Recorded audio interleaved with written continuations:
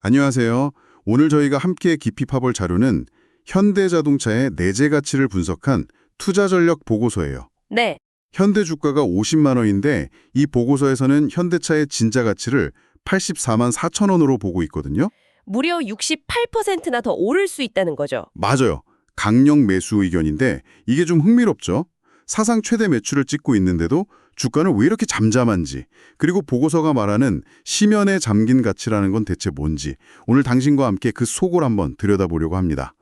참고로 이 분석은 2026년 2월 2일을 기준으로 하고 있다는 점 먼저 말씀드릴게요. 네, 오늘 우리가 함께 풀어볼 이야기는 뭐랄까, 시장의 감정과 기업의 실력 사이의 그 간극에 대한 거예요. 감정과 실력의 간극이요? 네, 이 분석의 핵심적인 시각은 시장의 단기적인 뉴스, 그러니까 소음에 너무 민감하게 반응하느라 기업의 진짜 체력, 즉 펀더멘털과 미래 성장성을 놓치고 있다는 거죠. 어떻게 보면 시장 전체가 느끼는 이 공포감이 오히려 기회가 될 수 있다는 건데 그 논리를 한번 하나씩 따라가 보죠. 좋습니다. 자, 그럼 바로 본론으로 들어가 볼까요? 보고서가 던지는 첫 번째 질문이 바로 이거예요. 펀더멘털은 이렇게나 탄탄한데 왜 주가는 움직이지 않을까요? 모든 의문의 시작점이죠. 네, 자료를 보면 정말 상반된 두 숫자가 눈에 딱 띄어요. 긍정적인 쪽부터 보면 2025년 예상 매출이 186조 2천억 원. 어마어마한 숫자고 성장세도 여전하고요. 네, 그렇죠. 그런데 시장을 얼어붙게 만든 부정적인 숫자가 있죠. 바로 2025년 예상 영업이익이 11조 5천억 원이라는 거. 그 숫자. 2024년이 14조 2천억 원이었으니까 무려 19.5%나 감소한다는 예측이거든요. 맞아요.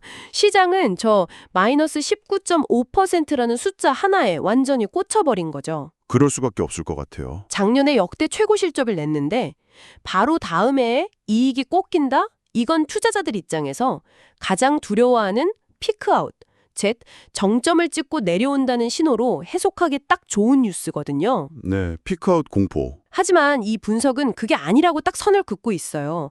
이건 사업의 본질이 약해진 게 아니라는 거죠. 사업의 본질이 약해진 게 아니다. 그게 무슨 뜻이죠? 어쨌든 이익이 줄어드는 건 팩트잖아요. 여기서 이제 보고서가 제시하는 10년 트렌드 그래프를 봐야 해요. 2019년 이후를 보면 EMGMP, 그러니까 현대차의 전기차 전용 플랫폼이 대성공을 거두고 또 제네시스 브랜드가 프리미엄 시장에 완전히 안착하면서 완전히 다른 회사가 됐죠? 네, 다른 레벨의 회사로 성장했어요. 이걸 구조적 성장이라고 부르는데 2025년의 매출 186조 원이라는 숫자는 이 구조적 성장이 여전히 튼튼하다는 증거죠. 그러니까 회사의 체력 자체는 강해졌는데 대외적인 변수 때문에 일시적으로 멍이 든 상태다. 이게 이 분석의 진단이에요. 그러니까 이익 감소의 원인을 들여다봐야 한다는 거군요. 여기가 정말 흥미로운 지점인데요. 맞습니다. 보고서는 그 원인으로 관세 쇼크를 지목하고 있죠. 단순히 이익이 줄었다가 아니라 왜 줄었는지를 파고들면 전혀 다른 그림이 보인다는 거네요. 바로 그거예요. 소음의 실체를 해부해보자는 거죠. 보고서의 이익 조정 슬라이드를 보면 그 이유가 명확하게 나와요. 시장에 발표된 2025년 영업이익 11조 5천억 원 안에는 네. 사실 앞으로는 반복되지 않을 일회성 비용이 무려 1조 4천억 원이나 숨어 있다는 거예요. 1조 4천억 원이요? 잠깐만요. 이게 전부 관세 때문이라고요? 그렇게 큰 금액이 일회성 비용일 수가 있나요? 네, 그럴 수 있어요. 2025년 4월부터 10월까지 딱 7개월 동안 미국에서 25%의 높은 관세가 적용됐거든요. 한시적으로요? 그렇죠. 이건 일시적인 조치였고 11월부터는 15%로 영구적으로 인하가 돼요. 보고서는 이 7개월 동안 추가로 낸 세금 약 1조 4천억 원은 내년 재무제표에는 나타나지 않을 일종의 이벤트성 비용으로 봐야 한다고 주장하는 거죠. 그렇군요. 그럼 그 1조 4천억 원을 빼고 봐야 현대차의 진짜 실력을 알 수 있다는 논리네요? 정확합니다. 그래서 이 분석은 정상화된 영업이익, Normalized OP라는 개념을 가져와요. 정상화된 영업이익. 네, 11조 5천억 원에서 일회성 비용 1조 4천억 원을 다시 더한 12조 9천억 원. 이게 바로 외부 소음이 제거된 현대차의 진짜 2025년 이익 체력이라는 거죠. 아하. 그리고 기업의 미래 가치를 계산할 때는 당연히 이 정상화된 숫자를 기준으로 삼아야 합리적이고요. 알겠습니다.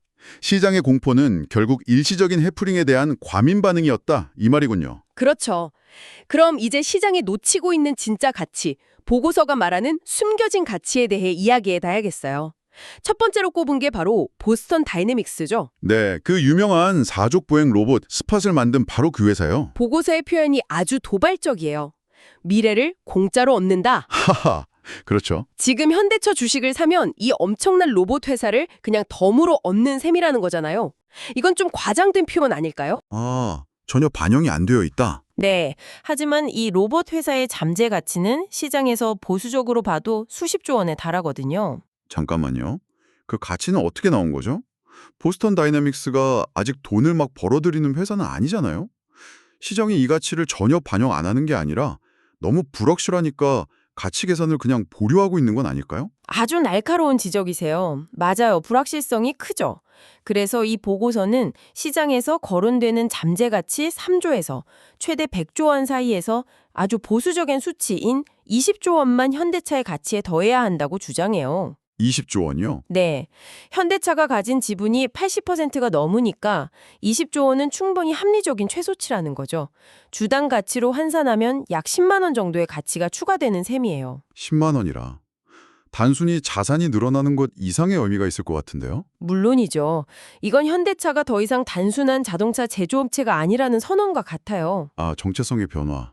네, 미래 로봇 산업과 모빌리티 서비스가 결합했을 때 나올 시너지를 생각하면 기업 전체의 격을 바꿔놓을 수 있는 밸류에이션 리레이팅의 핵심 열쇠라고 보는 거죠. 밸류에이션 리레이팅? 네, 자동차 회사에 적용되던 잣대가 아니라 미래 기술 플랫폼 기업의 잣대로 재평가받을 수 있는 계기가 된다는 거예요. 보스턴 다이내믹스 얘기는 정말 흥미롭네요.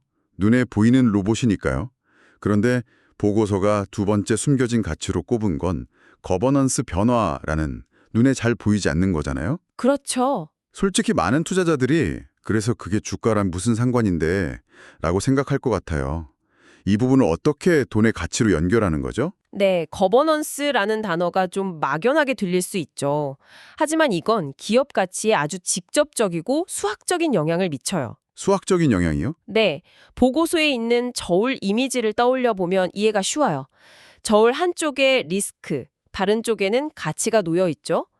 최근 현대차가 배당을 늘리고 자사주를 소각하는 등 주주환원 정책을 강화하고 외국인 투자 자금이 계속 들어오는 건 네. 이건 기업의 불확실성, 즉 리스크를 낮추는 효과를 가져와요. 리스크가 줄어든다는 건 투자자 입장에서 이 회사가 더 믿을만하고 안정적이라고 느끼게 된다는 뜻이겠네요. 정확해요. 그리고 그 믿음은 돈으로 환산될 수 있어요. 여기서 할인율이라는 개념이 등장하는데 이게 좀 어려울 수 있거든요. 아, 할인율. 제가 비유를 하나 들어볼게요. 네, 좋아요. 할인율은 미래의 약속에 대한 불확실성의 크기라고 생각하면 돼요. 만약 친구가 1년 뒤에 10만 원을 갚겠다고 할 때 그 친구를 얼마나 믿느냐에 따라 지금 당장 그 약속의 가치를 얼마로 쳐줄지가 달라지잖아요. 아, 그렇죠. 아주 믿음직한 친구의 약속은 9만 5천 원 정도로 높게 쳐주겠지만 약속을 잘 안 지키는 친구라면 7만 원의 가치도 안 쳐줄 수 있죠. 네네. 기업의 리스크가 줄어든다는 건 그 친구에 대한 믿음이 커지는 것과 같아서 미래에 벌어들일 이익이라는 약속의 현재 가치를 더 높게 쳐주게 되는 거예요. 그게 바로 할인율이 낮아지는 효과죠. 와, 비유가 아주 귀에 쏙쏙 들어오네요. 그럼 현대차의 리스크가 줄었으니 할인율을 낮춰야 하고 그 결과 기업의 현재 가치는 올라간다는 거군요. 맞아요. 이 보고서에서는 그래서 기존의 시장에서 적용하던 할인율 12%는 너무 높고 이제는 10%로 낮춰서 계상해야 한다고 주장해요. 분모에 해당하는 할인율이 낮아지면 기업의 전체 가치는 수학적으로 자연스럽게 상승하는 구조예요. 자, 그럼 이제 퍼즐 조각들이 거의 다 모인 것 같네요. 정상화된 이익, 숨겨진 가치 두 가지. 이걸 다 종합해서 보고서는 어떻게 최종 가치를 계산했을까요? 네. 그래서 84만 4천 원이라는 숫자는 대체 어떻게 나온 건지 정말 궁금해요. 네, 이제 가치 계산법에 들여다볼 차례죠. 이 보고서가 신뢰도를 높이는 지점 중 하나는 하나의 방식만 고집하지 않는다는 거예요. 아, 여러 가지 방법으로요? 네, 투자의 대가로 불리는 워런 버핏과 그의 며느리이자 역시 뛰어난 투자자인 메리 버핏의 모델, 이 두 가지를 교차 검증해서 합리적인 범위를 찾고 있어요. 두 가지 모델을 모두 사용해서 검증하는군요.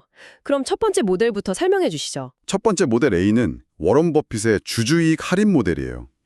이 모델은 기업이 벌어들이는 현금 흐름을 가장 중요하게 봐요. 현금 흐름? 네.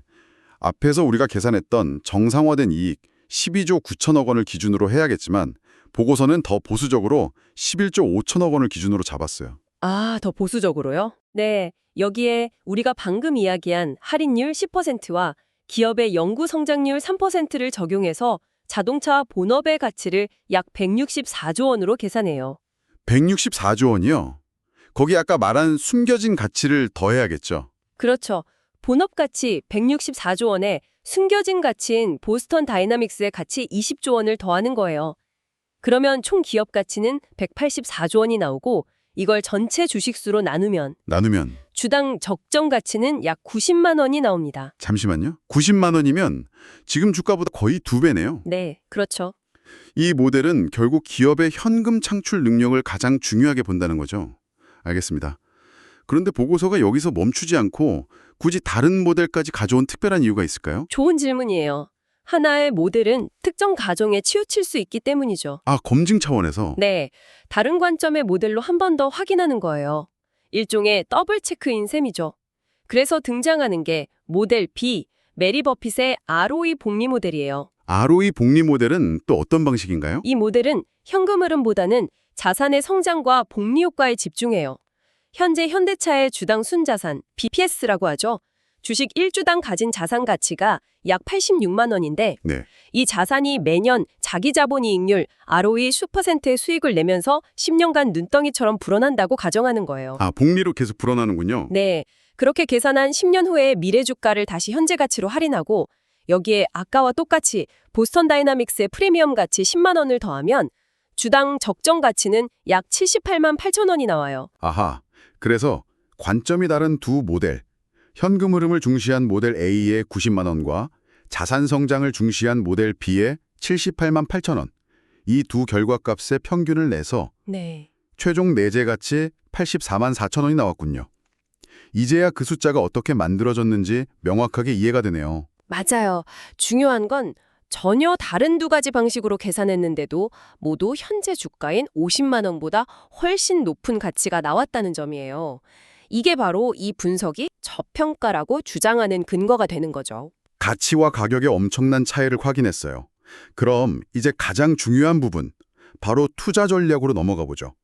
보고서는 안전마진 40%의 강력한 매수 구간이라고 아주 단호하게 말하는데 이 안전마진이라는 개념부터 좀 더 쉽게 설명해 주실 수 있을까요? 안전마진은 가치 투자의 창시자인 벤저민 그레이엄이 가장 중요하게 생각했던 개념이에요.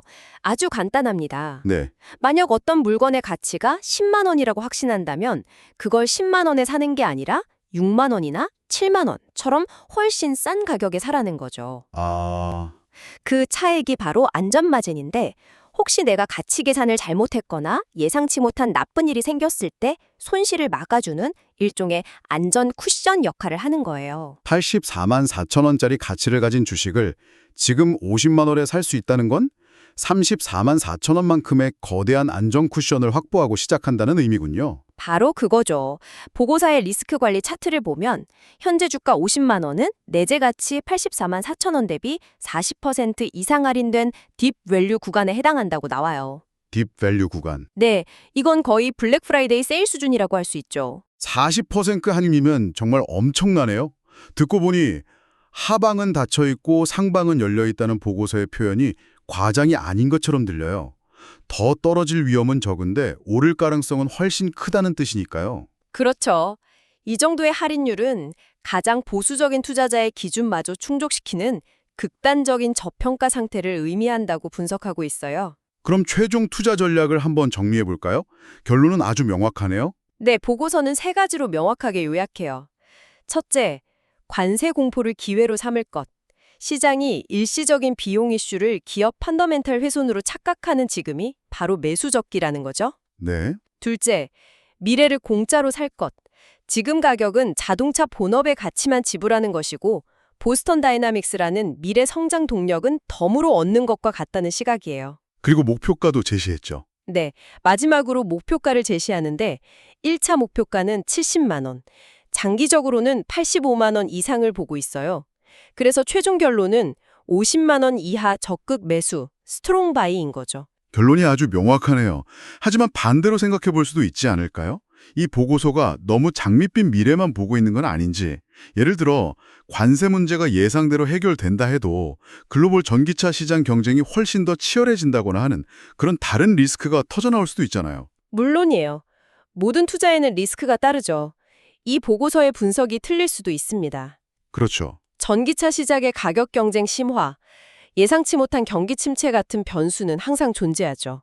하지만 이 분석의 핵심은 현재 주가에 반영된 40%의 안전마진이 그런 예상치 못한 리스크까지도 충분히 감당하고 남을 만큼 크다는 거예요. 아, 그 안전 쿠션이 워낙 두꺼워서. 네, 최악의 상황을 가정해도 지금 가격은 충분히 싸다는 자신감이 깔려 있는 거죠. 알겠습니다. 오늘 우리가 함께 살펴본 분석을 요약하면 이러네요. 시장은 현대차의 일시적인 관세 비용이라는 소음에 갇혀서 공포에 떨고 있지만 그 소음의 커튼을 걷어내면 견고한 본업과 정상화된 이익, 그리고 보스턴 다이나믹스와 거버넌스 개선이라는 강력한 숨겨진 가치가 있다. 이런 이야기였습니다. 맞아요. 마지막으로 보고서에 인용된 워런 버핏의 명언으로 정리하면 딱 좋을 것 같아요.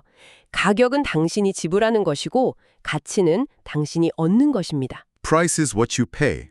Value is what you get. 네, 이 보고서의 논리대로라면 지금 50만 원이라는 가격을 지불하면 84만 4천 원이라는 훨씬 더 큰 가치를 얻을 수 있는 기회라는 메시지를 던지고 있는 셈이죠. 정말 중요한 지점이네요. 자, 그럼 마지막으로 당신이 생각해 볼 만한 질문을 하나 던지면서 마무리할게요. 네, 이 보고서는 보스턴 다이나믹스의 가치를 보수적으로 20조 원으로 계산했지만 그 잠재적 시장 가치는 최대 100조 원에 이를 수도 있다고 언급했어요.